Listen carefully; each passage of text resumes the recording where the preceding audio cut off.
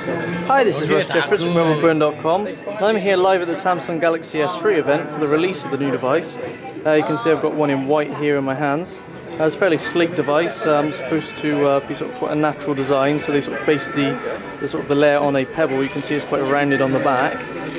Also takes various styling cues from leaves and other bits of nature apparently, like the water and that. It's got a large 4.8-inch HD Super AMOLED display up front. You can see it's absolutely enormous. Quite a nice high resolution as well, being HD. It's also got a 1.4 GHz quad-core processor down inside, so you can see it's fairly instant, everything's quick. There's a gig of RAM as well, just to keep everything shooting along really fast. It's running Ice Cream Sandwich, as you'd expect, so the latest version of Android as well. There's an 8 megapixel autofocus camera around the back with an LED flash and then a little speaker grill there. Got a 3.5mm headphone jack up top as well. It's got a 1.9 megapixel camera on the front there as well for video calls, and then a couple of sensors, ambient light sensor and that up front too.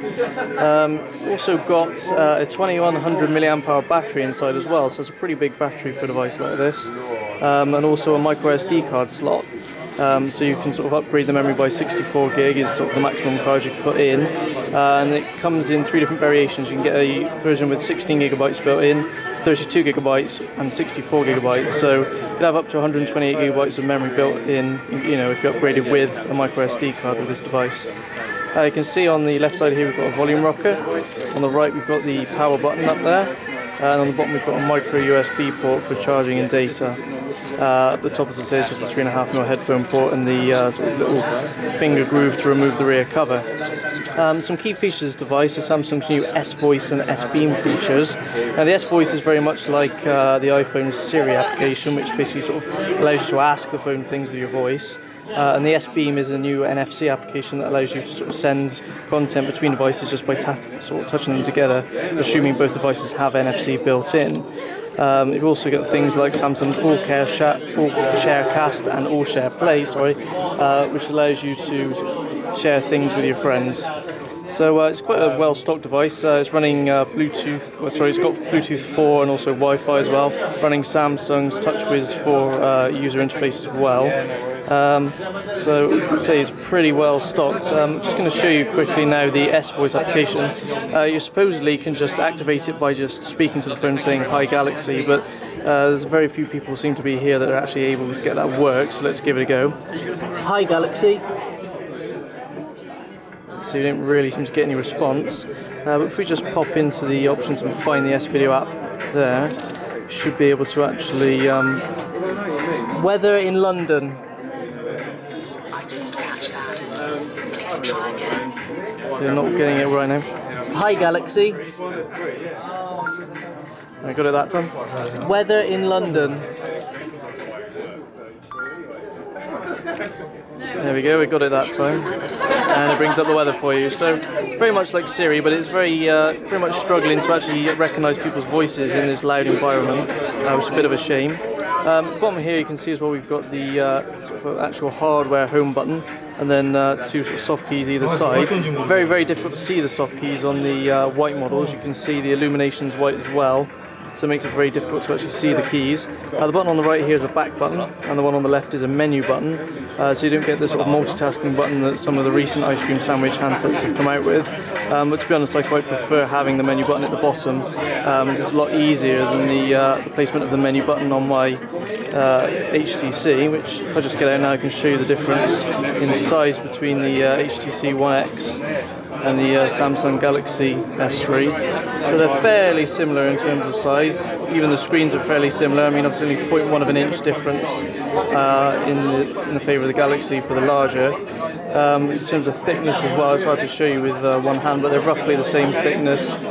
Maybe the Galaxy is very slightly thicker because obviously it's got the room for the micro SD card and a bigger battery in that.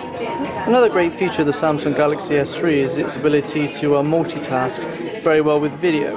So if I just open up a video quickly here, let's just pick one like this one for example. So we start playing that. You can see the quality of the HD screen here is very good. So let's say we wanted to go and do something else, like write a message now. We could just tap on the screen, use this button in the bottom corner here, and it just puts the video just on the home screen for you, so you can just move it around wherever you like. You can move across, open up a message. There you go, you can read a message and the video is still there. So we could even tap out a whole new message and reply whilst watching our video. So that's pretty neat, and then once we're done we can just tap back on the video and it will come back up again full screen. So that's fairly impressive for a mobile phone to be able to do that level of multitasking. Another one of the Samsung Galaxy S3's key features is its camera. So if we just open it up here, you can see not the best environment to take a photo in, but we can open it up pretty quickly and take some pretty quick snaps. Got a few different settings here as well. Self-portrait, flash, got the shooting mode, so if I change that, we've got HDR, burst shot, small shot, various types of things. If we just put it in burst shot so I can show you. You can see it takes quite a few photos quite quickly, and you can even turn on this function, this function at the top here, best photo. So if I turn that on, it'll now pick the best photo for us, what it perceives is the best photo.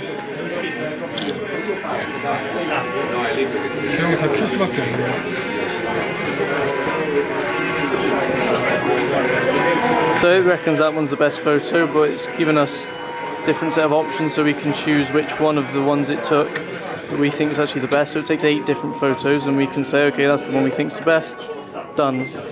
Now it's becoming quite apparent for the fact that I'm trying to use the phone one-handed, that it's quite difficult to actually maneuver around the phone with one hand. I mean, I am doing it left-handed because I'm holding the camera with my right hand, so that's probably one disadvantage, but still it's a very large screen. I mean, trying to hold the phone normally and then get to the top is quite a task. Same with the bottom right's a very difficult place to get to, and that's where the app drawer comes out of, the main app drawer.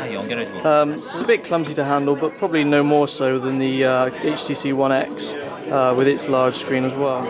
For those of you interested in the blue colour, this is it. It's got sort of what Samsung are calling a hypergloss finish to it. You can see it still sort of picks up fingerprints quite well. And it's got sort of like a metallic finish on the back, but the actual covering is glossy, which must be their hypergloss finish. Probably quite a good thing to have this hypergloss finish on, especially if you're going to be using it for NFC and tapping devices together. Should hopefully stop it from scratching so easily. Hi, so this is Samsung's All Share Cast functionality. So we've got the phone up, and then on the display here you can see whatever's on the display of the phone comes up on the display of the TV. And that's all through the All Share Cast dongle here, which you can get as an additional extra for the phone. You can also do things like play video and stuff, so we just find a video in the video player here. So if we start playing that, you can see it's playing on the TV. But the other thing as well is if we come back out of it, using the ability to sort of multitask and place the video anywhere on the screen, you can see we can go and maybe write a message or something whilst the video is playing on the screen behind. So it's pretty nice functionality. You get multitasking as well. The ability to do multiple things at once. You can see it's still playing on the phone at the same time as on the TV. Anyway, that was a quick look at the Samsung Galaxy S3. Keep a check out on our website for the full review. I'm Russ Jeffers from mobileburn.com.